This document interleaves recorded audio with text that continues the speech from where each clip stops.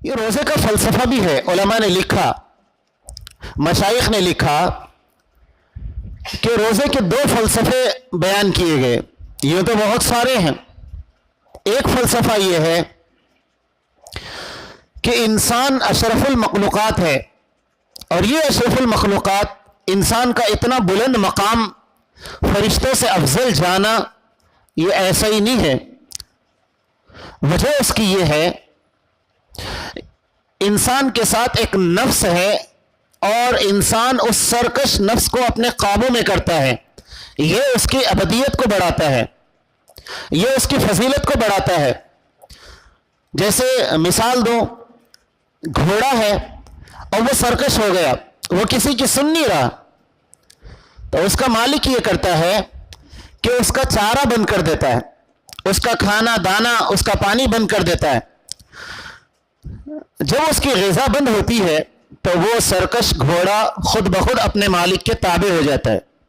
علماء نے لکھا کہ انسان کا جب نفس سرکش ہو جاتا ہے نا, تو پھر اس کو بھوک یاد دلائی جاتی ہے, اس کا کھانا بند کیا جاتا ہے, تو پھر وہ نفس قابو میں آتا ہے, اور پھر نیک اعمال کرنا اس کے لیے آسان ہو جاتا ہے.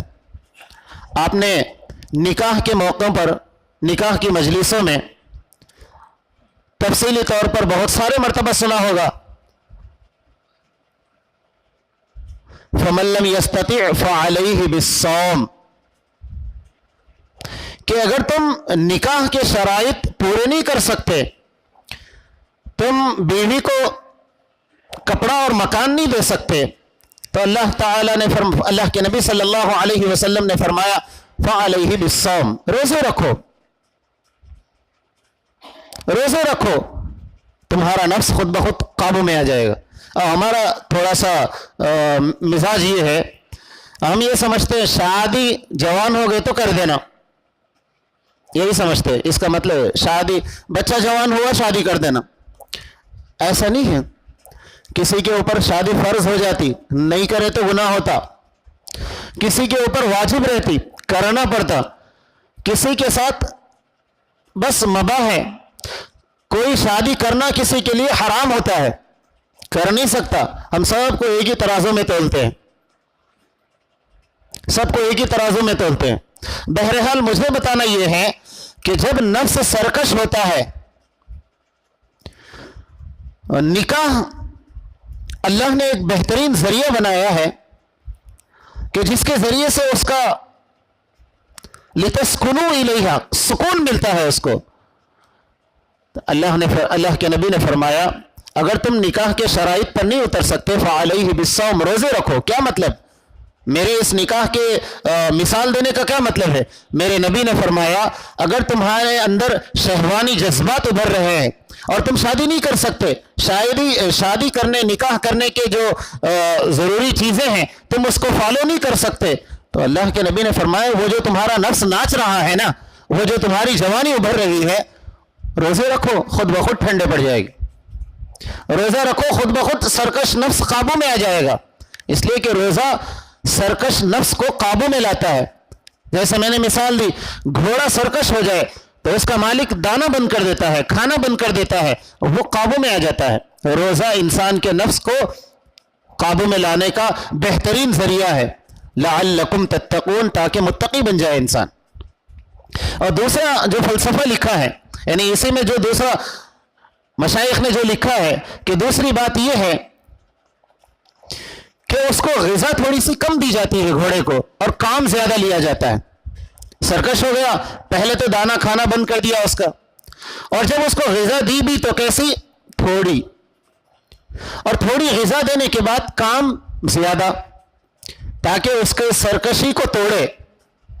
تو پھر یہاں روزے کا فلسفہ ہمیں سمجھ میں آتا ہے کہ آپ کھاؤ, سحر میں کھاؤ, افطار میں کھاؤ, دن میں بھوکے رہو, کام زیادہ کرو.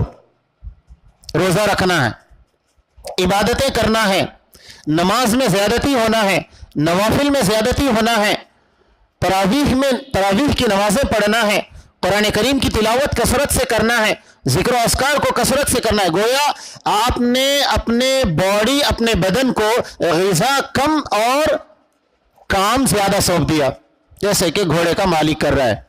تو پھر یہ نفس جو سرکش ہو گیا یہ قابو میں آتا ہے.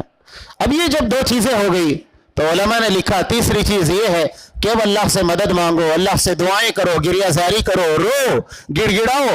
تو پھر اب یہ نفس مکمل قابو میں آتا ہے. تو پھر یہ علماء نے لکھا یہ روزے کا فلسفہ. اس سے نفس مرتا ہے, دبتا ہے, اور پھر اللہ سے محبت اور تقوی اس کے اندر پیدا ہوتا ہے. روزے کا یہی تو مقصود ہے. اور یہ بھی فلسفہ لکھا کہ ایک آدمی بہت مالدار ہے,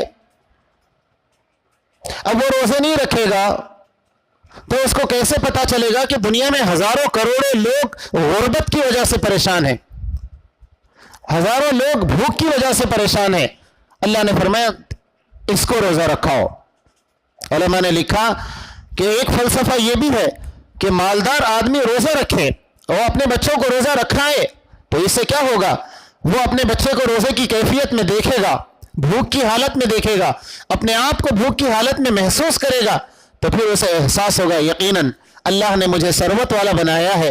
بہت سارے دنیا میں ایسے ہیں جن کے پاس مال و دولت نہیں ہے. پھر اس کے دل کے اندر نرمی اور رقت پیدا ہوگی, اس کا دل مائل ہوگا غریبوں کے ساتھ, اس کے ہمدردی پیدا ہوگی. ایک فلسفہ یہ بھی لکھا ہے.